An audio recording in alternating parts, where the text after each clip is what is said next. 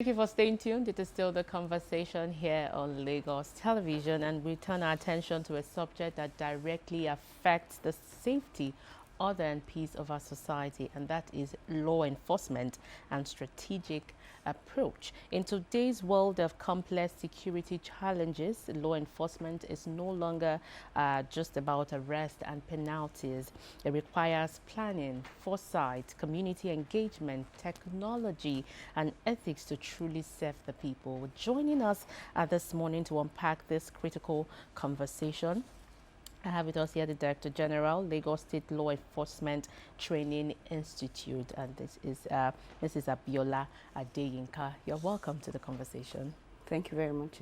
Now, I was saying off before we came on that I did not know that there was a training institute for law enforcement officers, and I'm sure many people too are not aware of that. But we'll talk about the institute along the line as this conversation progresses.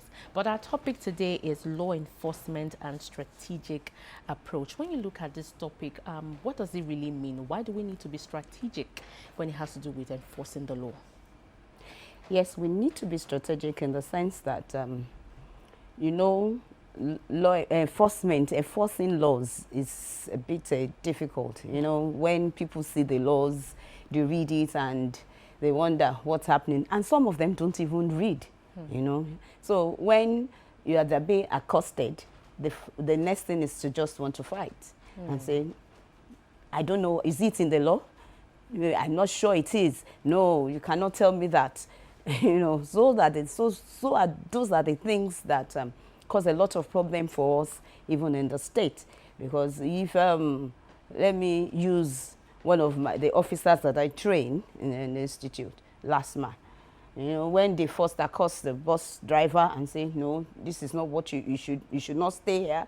It's against the law and everything. The next thing that the person will do is react and say, no, you want to collect money from me, I'm not going to, So those are the things that we need to strategize about. And that's why we have a training institute, which was started with our former governor, Babatunde Raji Fashola. And that was where we had the executive order that, yes, okay, let us start with some of these law enforcement officers like LASMA, like VIS, CAI, the task force, and the neighborhood. So that was how we started in 2013. Okay, still talking about, because yes, enforcement of laws is one Herculean task that we have, not just here in Lagos. I mean, I guess it's all over the world, But again, as you said, that people's reaction is always, oh, you want to collect money, and also, where do we begin to change the narrative now?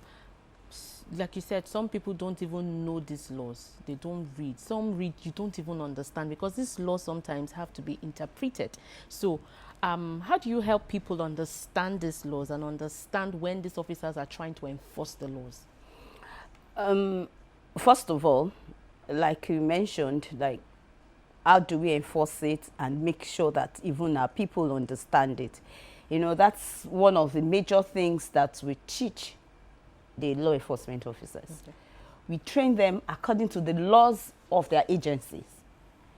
If the laws are there, and then when you want to enforce the law, when I accost you that, okay, you've done something wrong, the next thing I should do is just to quote that part of the law to you. Some people say, do you have it there? No, I don't have it, but go and check it. Everything is on the internet. So why don't you just Google it and see this section says that you cannot park on this road, this part, or you cannot use BRT lane or do this, do you understand? So it's in enforcing it, they must also be able to tell them the law that is. Okay, now I see where they miss it. Because they don't tell, they don't. And we teach them. But the problem I know that not every one of them that come, because there are so many. We still have that issue. That we have some, it's those ones that they will send to us that will train. But so not every one of them have gone through that training. But now that our law is out, thank God for our amiable governor, Babatunde, Governor Sanwo-Olu. Yes, Sanwo-Olu, Bishola Sanwo-Olu, for putting that one into place for us. So now that we have a law, we'll be able to, for our training institute, we have seen that we should provide curriculum activities for each and every of these agencies that they must follow, so that they will also come to us to be able to train the officers as gradually as possible, that everyone, even those that are coming in, that they just recruited, they will be able to train them too. Like when I was, in my intro, I said that enforcement has gone beyond just punishments now. And how do you also, we'll be talking a lot about the trainings, the kind of trainings you give this enforcement officers. And I want to believe that the training differs based on their roles. Yes. Okay. Based on their levels and the roles. And so how do we also move enforcement from point of just catching you to punish you to the point of enlightening the citizens on what they should have done right? I will still take the traffic officers now for example. So probably, or maybe the person is not familiar with that terrain and takes a wrong U-turn, and then he's accosted. Is it a must that you must be arrested and then fined? Why not, oh, sir, this is not where you're supposed to take the U-turn. This is how you're supposed to go about it, and then you let the person go? I don't know. Yes, like you said, if people keep on doing that too, and it's telling you that they're ignorant of the law, it will not go well, so because that means everybody, there must be consequences. That's why we said there's no ignorance in the law. You must be aware that, okay, maybe the only thing that it depends on how you relate with the officer and say, I'm sorry, this is my first time of passing through this place. People still say the same thing, but there must be a consequence. Maybe a very minimal amount of money if you're saying this is the first offender or something, maybe that. But if you keep on saying this is and the excuse that people are giving is my first time, I don't know this road, when there should be signs, there also should be signs on the road. I think that's a little bit of something that we need to put everywhere. There's no U-turn here, there's no parking here, there's no this one here. That is how it should be, so that people, when they see it, they will pass. Some people say that they purposely remove those signs so that they will fall into the trap. That's those are allegations that we cannot confirm, because who removed it? You didn't say anybody remove it, but that's the one way, and the one way signboard will be there. I will still want to stick to trainings for law offense of enforcement officers now. In your trainings, how do you also teach to balance firmness and fairness? Because I have seen some officers go overboard. I mentioned some before we came on. I don't want to mention their names, but I have seen some officers go overboard in trying to enforce the law. So in your trainings also, how do you also teach them to, while you are firm, be fair? Yes, we have different topics on that too. Why we have emotional intelligence. You should be able to put yourself in that person's shoes. You have empathy for them too, and you should be courteous. All these things, we train them. It's part of the curriculum, that you should be courteous to the person that you're talking to, because you don't even know what that person is going through at that moment. So you don't have to go overboard in doing what you need to do. There's verbal de-escalation. There's the human skills, the main thing that you need to put when you are dealing with people. And that's why some people will have seen videos of someone removing his clothes because he's fighting the enforcement officer, which is wrong too. So it is for us, we teach them to be courteous. We teach them to know how to react to them and relate with them. And then the person that you're talking to, if you are too courteous with the person would also be taken aback and would behave well. So but when you, approach matters, we teach them all that. Emotional intelligence. Yes, emotional intelligence. The empathy about it, that this person you're going to meet is going through a lot. So you too, you're also going through a lot in your own way, but you want to also be firm about what you want. So it's just like, good morning, madam. I'm sorry, I have to ask you some questions because you know, you are already baffled that can somebody talk with me like that? Then you wait, and then sorry, you've just passed a one-way road, and it's against the law, and in our own laws it says you have to go through this one, so I have to arrest you or impound your vehicle. You know, it depends on how you talk to that person. But if you are doing it the way everybody, the gra method and everything, those are the things we teach them, so that, you know, some people are difficult to unlearn what they have learned before, the way they react. And when you ask those people that are doing the things that you think that they've not come from the training. All right, still talking about enforcement strategies now. What are the key elements of strong enforcement strategies, looking at the times and seasons have changed, you know? So when we look at the kind of world that we have found ourselves in now, and even as Lagos as a peculiar state. The strategy, the elements of enforcement strategies. The elements. This one and so, and when I moved a little bit to the front, and I called, this time it was a CBD officer. And I said, what are you doing? There's traffic. He said, when you tell them to do this, I said, but that's wrong. At least you'll be able to clear the road. There's nothing that's causing traffic here. Wow. A lot has to be done. So beyond the training now, it has to do with the individual. The individual. Again. Yes. You have talked about monitoring, you have talked about accountability, you have talked about feedback. But you mentioned something that some of these officers do not undergo the training.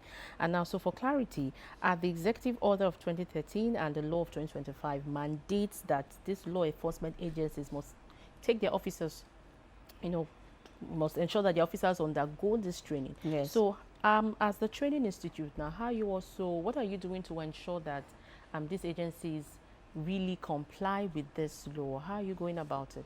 Yes, you know, the law just came out because we were working under the executive order, but now we are writing letters to them concerning this, that even if they recruit officers, they must come for training. So we are trying to get those letters ready to send to them so that they know that it's mandatory.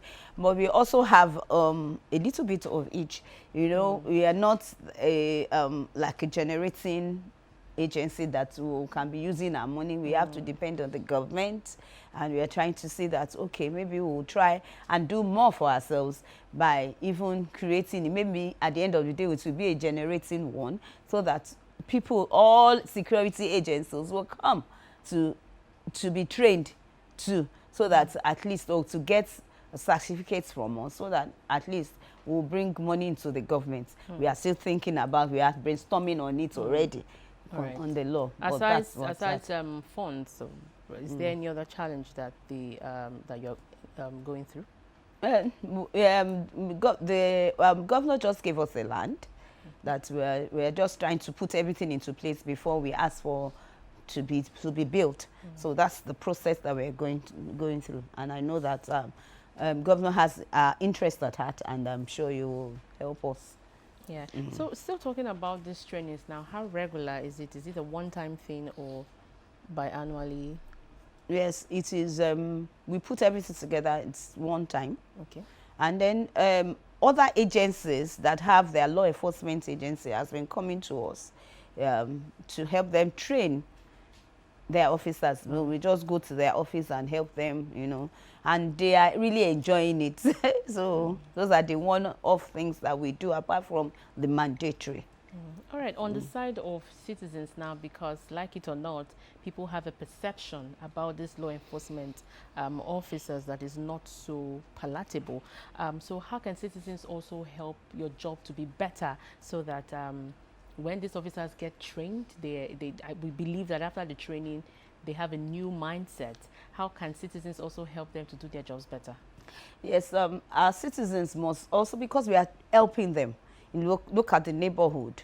The neighborhood officers, they are on either on the road or in the neighborhood to keep the area safe, to watch, to gather intelligence and everything. They do all that. Those are the things we teach them to. So by doing that, they should also help us to understand them, that they are doing their jobs, and help us to be able to listen to them when they accost them for one thing or the other. At least let them cool down and hear them out first. Okay, what have I done wrong?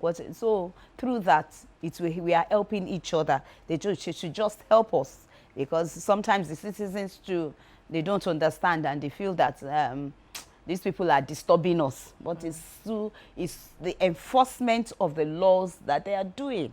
Because if they don't, the society, we're not upholding any law and order. And one of the things, the agenda of this state is upholding the law and order, the security and governance. So if we are doing that and we all work together, things will be better. Okay, how are we also harnessing technology? I always say it here that technology has taking over changed so many things. Every sector taking over. So when we are now looking at strategic ways to enforce laws, how is technology also coming into play? Yes, some of the agencies have gone through that and are going through that. I will use neighborhood as one. Okay. When I went visiting, my colleague showed me the office where they had this big TV, and each of the streets of Lagos is there. So they monitor through, and if they get any sign from their officer, you will show it on the TV, and then so everything is working. If the VIS, they are also using that your registration number, they do everything. But you still see them, some of them on the road, is because there are some things that they still have not put into place. But really, they are using the internet to get, if you go away, your registration number is already with them, and you just get a ticket, or you get an information and that your car registration number, this one with this one has did not comply with this, and they get and then you go and pay. So these things are working. But we in the institute, we can't do that yet, because we are just monitoring them to make sure that they are doing all these things together. And over the years, how's the relationship been between the institute and these law enforcement agencies? We are working together. We are in synergy. Just again, for emphasis sake, as we round off the program, your message to Lagosians, to ensure that these officers undergo training and they come out with a new mindset. Again, how can citizens help to make the officers do their job better? You see, I will start with, as a family, you have children, and it's not every child that is good. You have to train that person if it's the person is, and you can't throw a child away. So that is what is happening. That they go through the training, but you still see some elements that are some of them that are still struggling with their own mindsets and their own lifestyle. So though I have said it's not everyone that has gone through training, maybe some of those ones that have not gone through training are the ones performing what they are performing on the road. But naturally, if you see gradually with the people that we've been training, I guess I pray that you as citizens, you will help us to work hand in hand with them. When you are being accosted, it's not for you to fight them. They will explain to you. And then by that time, you know that Lagos State will put Lagos State into, it will be a good governance for each and every one of us if we are doing that. We don't have to bring up what we are going through. Because we know, like you said, all of us are going through a lot. A lot is going through us. So we should not allow this to come out to people. And then when you are being accosted or being arrested for something, let's behave ourselves too. Because it's still going to, let's be civil about it. You don't have to fight. We don't have to start removing our clothes because of somebody has done this and that. Because it happened even with parking authority. So we just pray that, and the VIO, I just pray that let us work together. Let's make Lagos State a beautiful state for each and every one of us. We must thank you, DG Lagos State Law Enforcement Training Institute, Abiola Adeyinka, for sharing your insights on this important topic, law enforcement and strategic approach. Thank you again for your time. Thank you very much. The conversation continues shortly. Stay with us.